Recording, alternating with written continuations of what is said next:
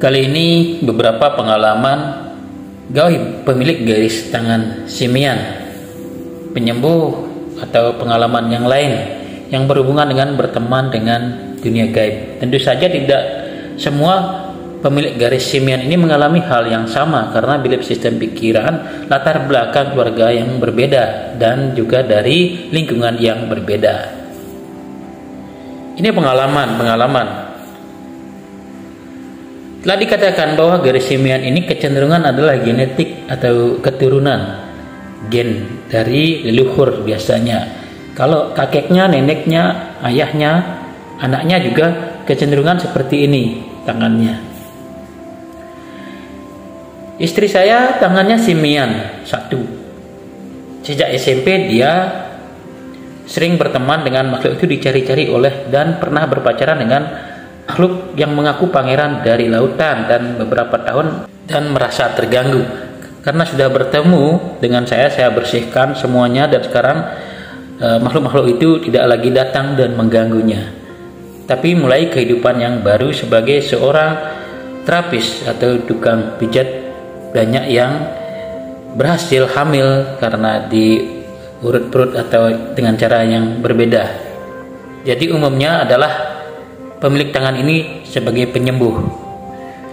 Kakeknya terkenal adalah penyembuh tradisional tukang pijat terkenal di kampung zaman dulu, yang juga tangannya seperti ini. Dan kakek saya juga seorang penyembuh tradisional zaman dulu, tangannya seperti ini.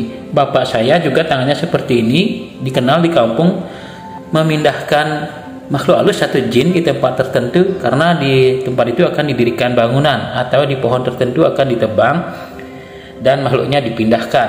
Dan katanya menurut cerita di kampung berteman atau bisa berkomunikasi dengan mereka.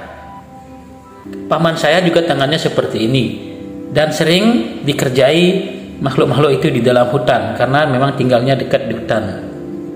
Saya sendiri waktu kecil sering diperingatkan oleh ayah jangan duduk di sebuah batu yang sudah ditentukan itu, dan karena nakal begitu duduk di batu itu langsung alamnya berubah kuning dan seperti tidak di alam kita. Dan saya dilihat menghilang oleh saudara pada saat itu masih kecil, mungkin kelas 3, kelas 4 SD. Dan di kampung sangat kental dulunya tentang dunia-dunia hal seperti itu. Saat ini anak saya juga memiliki garis simian keduanya. Jadi dua anak saya memiliki garis simian, satu-satu di tangannya. Dan pada saat masih kecil, usia TK, dia sering takut ke tempat-tempat tertentu karena menunjuk-nunjuk suatu tempat di pohon itu ada sesuatu katanya. Bagi yang memiliki tangan simian yang mengalami hal-hal tersebut harus berani berkonsultasi, bersharing dengan teman-teman yang lain agar tidak terjebak oleh makhluk-makhluk yang mengaku dari golongan putih, golongan tinggi, golongan atas yang menyamar dan bisa menyesatkan nantinya. Beberapa etnitas lain itu dari dunia lain biasanya menawarkan bantuan ini, bantuan itu, dan disitulah kita biasanya akan terjebak.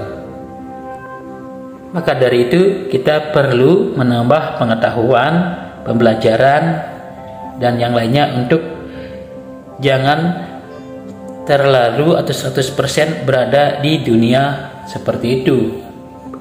Kita harus mengimbangi dengan realitas logika.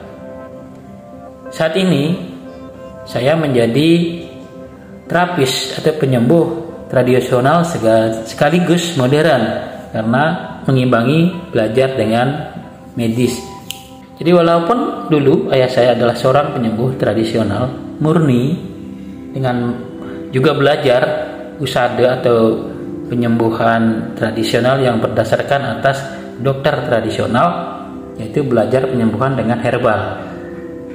Tetapi beberapa hal-hal yang saya anggap tidak bagus saya buang. Saya lebih cenderung mengasah intuisi, mengasah kepekaan, entah itu kepekaan batin, feeling, terapis pembelajaran dan dipadukan dengan realitas.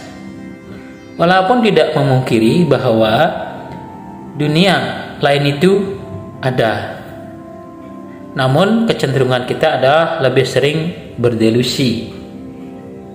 Delusi adalah sesuatu yang tidak nyata dirasakan nyata karena ada realitasnya sendiri.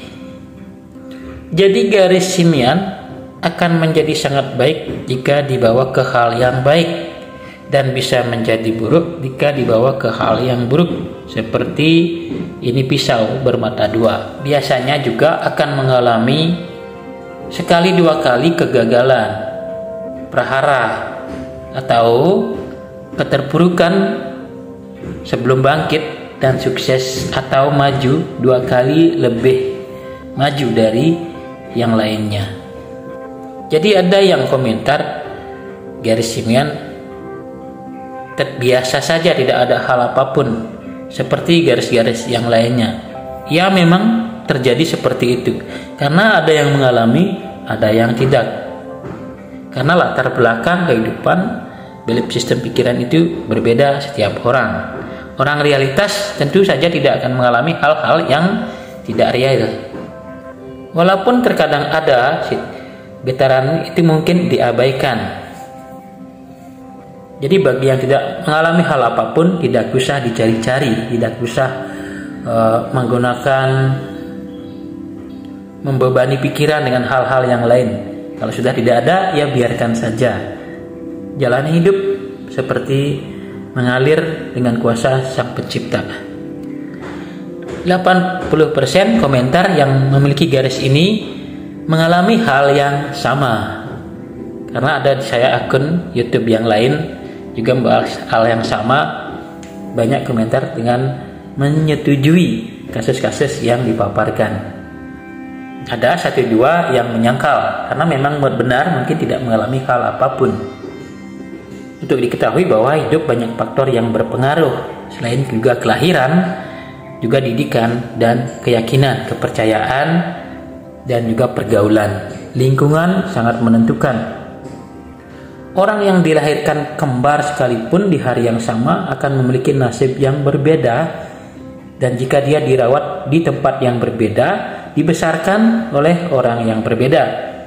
Satu dibesarkan penjahat, satu dibesarkan oleh orang baik.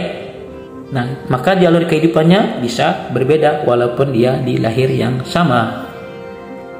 Begitu juga garis tangan, walaupun garis tangannya sama, nasibnya tentu tidak sama. Kita mungkin berdiri di bumi yang sama, tapi takdir belum tentu sama. Banyak sekali pembahasan tentang garis simian. Ada beberapa video yang sudah saya buat, silakan simak di video sebelumnya tentang baik buruk, rezeki, secara khusus di garis simian, dan juga asmaranya. Kali ini hanya yang berhubungan dengan dunia lain. Jadi pengalaman-pengalaman teman-teman juga mengalami sering masuk ke alam itu, tergantung dimensi yang dimasuki. Kalau terlalu jauh dimensinya bisa hilang di dunia manusia itu lebih lama dari biasanya, karena alam gaib di sana sudah merasa berada hanya 5 menit, di sini mungkin sudah 3 hari tidak ditemukan. Jadi teman-teman yang memiliki garis simian harus bisa mengarahkan ke hal yang menguntungkan, hal yang baik, bukan bergaul ke hal yang buruk sehingga menjadi berguna kepada semua orang atau kepada diri sendiri, setidaknya pada keluarga. Kebanyakan garis ini adalah penyembuh. Penyembuh atau terapis bukan berarti dia selalu sehat, karena tubuh fisik ini siapapun bisa pernah sakit.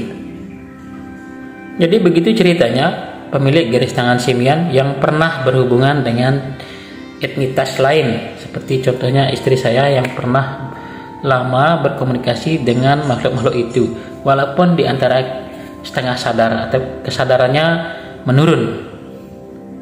Bahkan pernah saya lihat lepas roh, seperti dia melihat badannya sendiri tidur lalu dia pergi dengan orang lain. Dulu di hari-hari tertentu badannya wangi seperti bau kemenyan dan bau dupa. Saat ini karena sudah berubah, menghapus sedikit belief sistem pikirannya sehingga dia berada di dunia real dan tidak bisa seperti dulu lagi. Susah untuk bisa kembali seperti dulu mengalami hal-hal seperti itu secara mutlak. Namun untuk diketahui, saya pemilik garis tangan seperti ini tidak pernah melihat makhluk-makhluk secara langsung, hanya merasakan dan seperti masuk ke alam seperti itu pernah. Wujud-wujud dari makhluk itu hanya didengar dari cerita orang tua saja. Walaupun kadang terlintas di dalam pikiran bawah sadar wujud-wujud tertentu di tempat-tempat tertentu, namun saya tidak begitu percaya karena itu banyak yang terjadi adalah proyeksi dari pikiran kita sendiri. Karena sudah ada datanya di dalam pikiran kita, sehingga itu keluar kita melihat seperti ada sesuatu. Jadi bagi yang memiliki garis ini, jika ingin jadi terapis, penyembuh, peramal atau apapun bisa ditekuni karena hal itu bisa membuat terkenal nantinya.